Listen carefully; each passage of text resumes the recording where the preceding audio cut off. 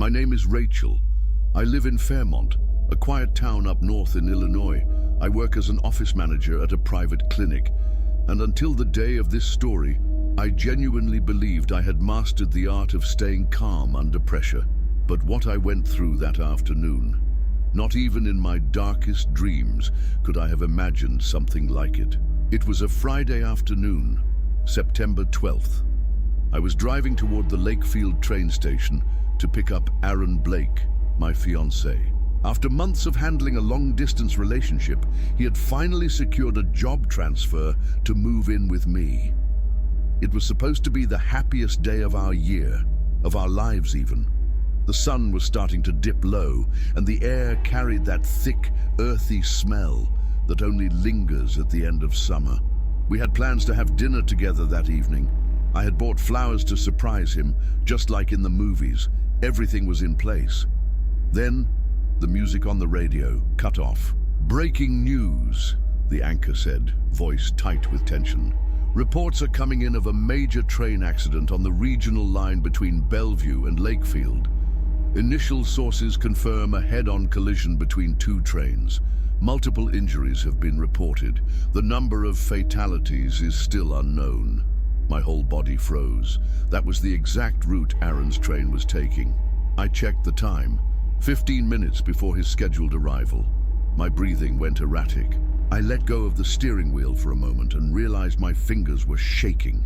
I pulled over to the shoulder and started dialing his number. Once, twice, 3 times. Nothing. Straight to voicemail. I jumped back into the car and sped up toward the station. But the closer I got, the more something began pounding inside me. It wasn't anxiety. It was fear. That bone-deep kind of fear that warns you something terrible is about to happen. When I arrived, the station was surrounded by squad cars, ambulances, and yellow tape. No one was being allowed in or out. Officers were blocking access, even to families. I saw people crying, screaming names, frantically begging for answers, but it was all chaos. I tried asking a paramedic if they had any news on train 644. He ignored me. A police officer gently but firmly pushed me back. "Ma'am, you'll need to wait," he said. All I wanted was to know if Aaron was safe. If you're drawn to stories like this one, hit subscribe, turn on notifications, and share in the comments your most terrifying experience. What I lived that day forever changed the way I understand life and death. Because just when all hope began to crumble, something happened. My phone rang. It was him, Aaron. When I saw his name on my screen, my chest tightened. I answered instantly, shouting his name through a broken voice. But on the other end, there was nothing, just a low, eerie hum, like static, like wind echoing through a hollow place. I didn't hear screams or crying or even breathing, just that electric void, that distant crawling murmur. Before the call ended, I tried calling back immediately, and again, but only got the automated message. "This number is no longer available." I started thinking of all the possibilities. Maybe his phone was damaged. Maybe he had somehow managed to hit redial without knowing. I wasn't sure, but that call rekindled a hope I wasn't ready to lose. I reached out to his family, his sister, his oldest son, even his ex-wife. They were just as lost as I was. We made a plan. They would check nearby hospitals in Bellevue, and I would try to get into one of the ERs in Lakefield, where they said the more critical victims were being taken. At every hospital I showed his photo, repeated his full name, described him in detail. But every time, the response was the same. A tired look, a slow shake of the head, and that phrase that drilled into my ears. "Sorry, we don't have anyone under that name."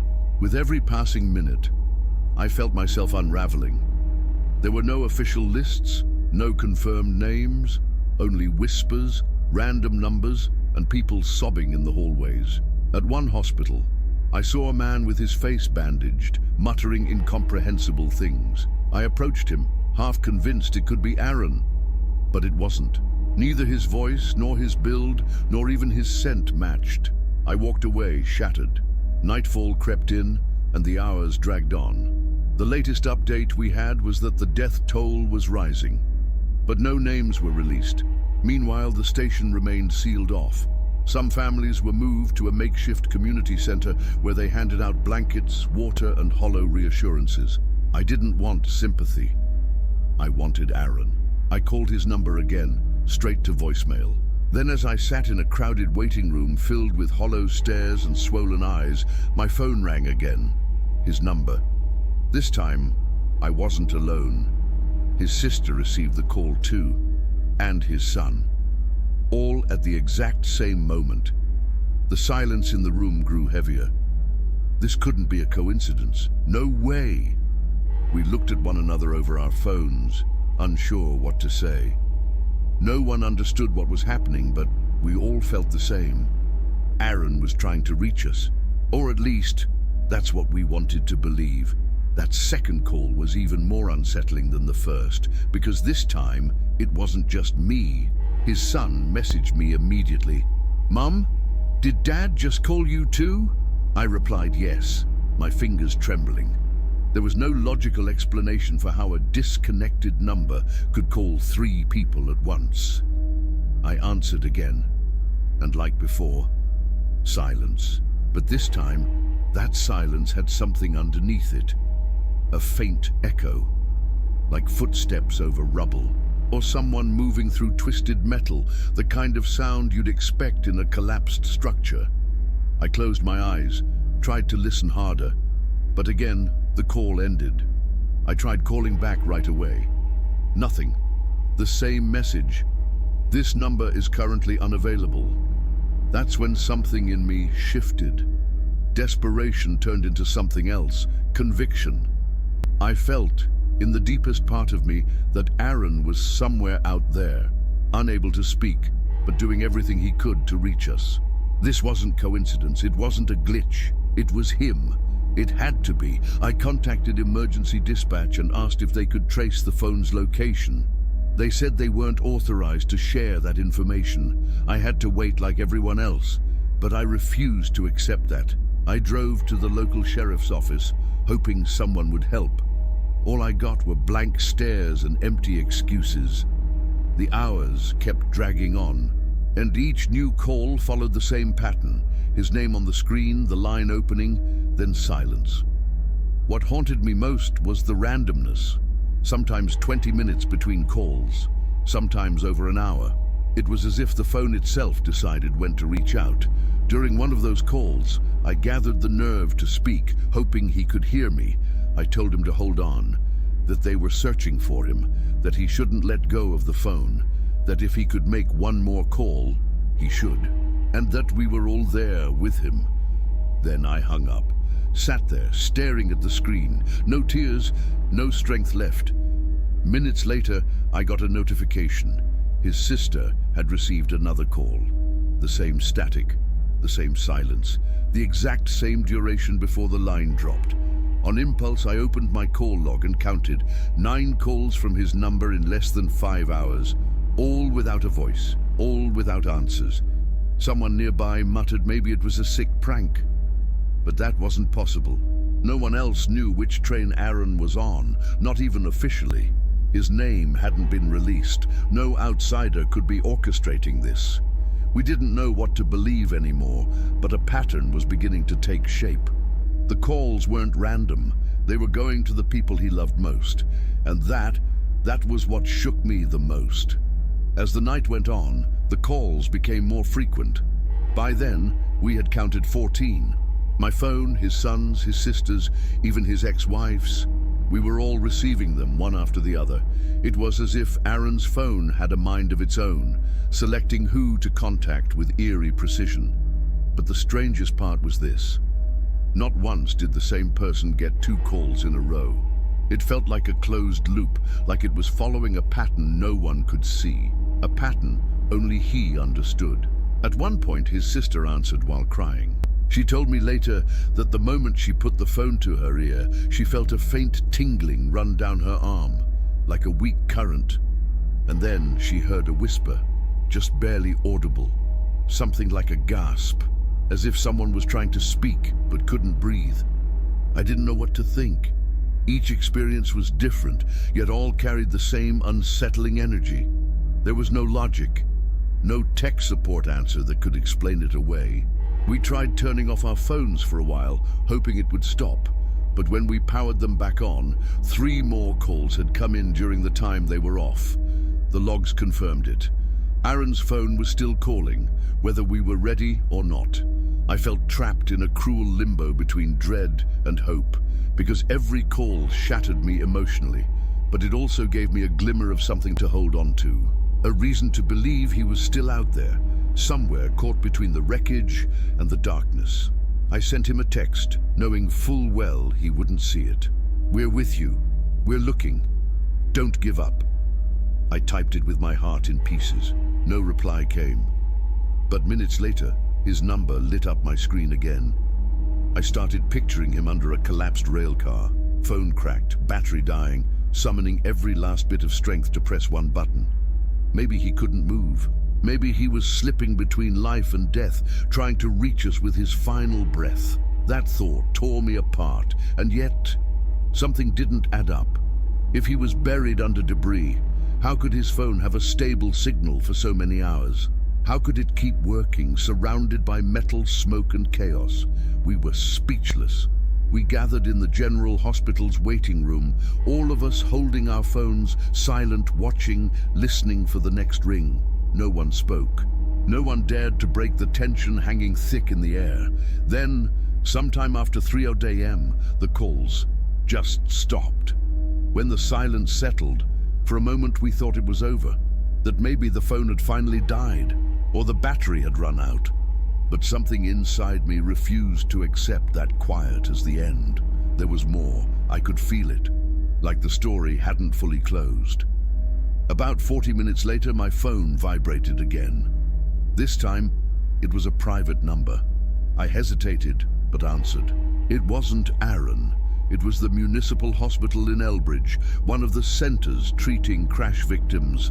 They said they hadn't admitted anyone under the name Blake, but they had found a backpack with documents that matched the physical description I gave earlier. They asked if I could come in to confirm. I grabbed my keys and left without thinking. It was nearly 4 a.m. Traffic was non-existent. The city felt frozen, held still by the same sorrow that gripped everyone searching for someone they loved. When I arrived, a nurse escorted me into a small room where recovered personal belongings were kept.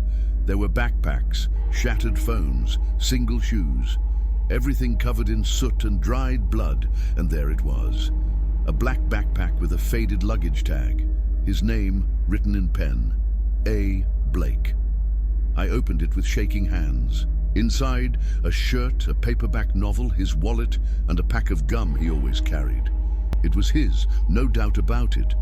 I stumbled out of the room, heart hollowed. But before I left, I asked the nurse if a phone had been turned in with the items. She shook her head. She assured me everything was labeled meticulously. No phone had come in with his belongings. That absence hit harder than the confirmation of his death, because just hours earlier, that phone was still calling us. How could it not be here? Where was it? I returned to the coordination center where other families were gathered. We all looked drained, hollow-eyed and silent. His sister told me she'd received one final call after I left, but this one was different. It sounded like someone whispering my name, she said. I couldn't make it out clearly, but I swear it was him. I froze, because during one of my earlier calls, I too had felt like a voice was trying to emerge, not full words. Just a low resonance, a pulse in the static, but enough for me to recognize something familiar. That's when it hit all of us. These weren't just calls. There was something inside them, something trying desperately to be heard, but never quite breaking through. That's when fear changed. It wasn't fear for his life anymore. It was fear of what might come next. After that night at the hospital, I felt like I had stepped into another realm, some invisible boundary crossed. I wasn't sure what was real anymore. The only certainty I had was that something impossible was happening, and everyone who loved Aaron was experiencing it together. I returned to the community center, where the authorities had moved the waiting families. The air was heavy, thick with sweat, tears, and unspoken prayers. Outside, dawn was breaking. It had been over 12 hours without a single official word. Some people were asleep on the floor. Others whispered softly. Most just stared into space, waiting. I sat next to his son, who hadn't closed his eyes all night. He showed me his call history. "Look," he said, pointing. 10 calls, all the same. I nodded. I had 11. His sister had 9. The ex-wife, 8. 48 calls total. 48 attempts at something, but what and why? Even with that many, there was a strange pattern. None came during the early morning, always between 6 p.m. and 3 a.m. As if whatever was behind them, whoever, knew that we'd be awake, alert. As if we were being watched through a window from the other side. An elderly woman seated in the corner waved me over. She asked quietly if I was the fiancé of the man on train 644. I nodded, confused. She told me her granddaughter had also been on that train, and during the crash, she managed to send a voice message describing a man who was helping others, even while clearly injured. "I don't know if it was him," she said, but she said the man had a soft voice, and he kept repeating one name, Rachel. A shiver ran down my back. I went straight to the volunteers, begged them again to let me near the crash site. They said recovery crews were finishing the last of the wreckage removal. That updates would come soon, but it had been too long. This wasn't a rescue effort anymore. It was something else. We were just waiting in a room, depending on strangers to tell us if the people we loved were alive or gone. Meanwhile, the phones kept ringing.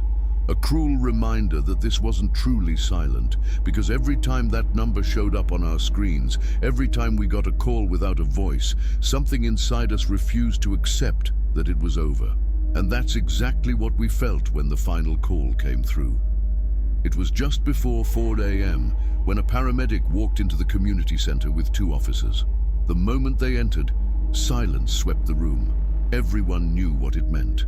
I saw them speak to a coordinator, then one of them raised his voice. "Family of Aaron Blake?" We stood. There were 4 of us. We walked over, breathless. I held my phone like a charm, still dialing his number from time to time, even though I knew no one would pick up. The paramedic looked at us with a sober but gentle expression. He took a deep breath before speaking. "We're very sorry. Your loved one was found with no signs of life. He was identified through documents found in his backpack. It was immediate. He didn't suffer." I don't know how many seconds passed before the words made sense. I felt the floor fall away. My legs gave out. His son let out a soundless cry. His sister collapsed. None of us could speak. I just kept repeating in my head, "This can't be, this can't be, this can't be." "And his phone?" I finally managed to ask, my voice cracking. The paramedic looked puzzled. "Phone?" "Yes," I insisted. "He's been calling us all night." The officer beside him furrowed his brow. "Are you sure?" I showed them my call log, 42 incoming calls from his number. Many answered. I even showed them the texts we had sent. They looked at one another, visibly unsettled. "We didn't find any phone on him," the paramedic said, "and honestly, as we don't understand it, we combed through every part of the wreckage. We searched specifically knowing you'd be trying to reach him, but it wasn't there. The phone wasn't there. That broke me more than the news of his death. How could that be? Where was the phone? They offered us water, medical attention, but no one had the strength to speak. It felt like we had stepped into a foggy, twisted version of reality, where everything was real and yet deeply wrong. They took me into another room to sign some paperwork. His son, still in shock, couldn't take his eyes off his phone, waiting for one more call. I wasn't waiting anymore. I just wanted to understand. Before I left, one of the officers approached me quietly. He leaned in and said, "I know this might sound strange, but this isn't the first time we've seen something like this. We don't make it public. But in other accidents, we've seen odd things with phones. It's like something lingers for a few hours. I didn't know what to say. I wasn't sure if he was trying to comfort me or warn me. I left the building with my head spinning, carrying the one piece of news I'd been dreading the most, and a new question that wouldn't let me go. Where was Aaron's phone? After leaving the community center, my body begged for rest, but my mind wouldn't stop. Aaron was gone. That was the reality, and yet there was still something out of place, a constant noise humming beneath it all, his phone, or more precisely, the complete absence of it. I held onto that detail like a thread, unraveling a story that had been told wrong. I went searching for answers. I visited the hospital where victims' personal effects were kept. I searched boxes, clear bags, tables covered in scattered belongings, broken watches, bent rings, dirty glasses, everything tagged and sorted. But his phone, nowhere. A technician confirmed that every device recovered had been catalogued. Some were damaged beyond repair, others still functional. But nothing with that number, he told me as he scanned the list. It was as if the phone had simply vanished from existence. I called his number again, knowing full well it likely wouldn't connect. But this time, it didn't go to voicemail. It just rang and rang until it stopped without explanation. I contacted the phone company. It wasn't easy. I had to submit forms, proof of my relationship with Aaron, copies of my ID. Eventually, they gave me limited access to the activity log. What I found chilled me. The calls hadn't come from one fixed location. The first few, between 6:40 p.m. and 9 p.m., were traced to the area near the crash site. That made sense. But later, between 11 p.m. and 1:30 a.m., activity pinged from over 3 miles away, an area that hadn't even been accessed yet. No emergency crews had gotten there. It hadn't been cleared. No one was supposed to be there. So how had the phone moved? Who took it? Or had it ever really been where we thought it was? The phone company couldn't offer answers, just raw data, coordinates, timestamps, nothing that made sense. When I asked if it could have been a spoofed number, they said no. The logs confirmed the calls were genuine, sent from the SIM card assigned to Aaron's device. The days that followed were a blur of unanswered theories. Some said maybe someone had found the phone and tampered with it. But that didn't explain why it only called his closest family, why no one ever heard a voice, why it was never recovered. Part of me began to accept that I might never know what happened to that phone. That maybe, just like Aaron, it had been swallowed by the tragedy, or maybe, just maybe, it had become some sort of last connection between him and us. Because sometimes the simplest objects become witnesses to the unexplainable.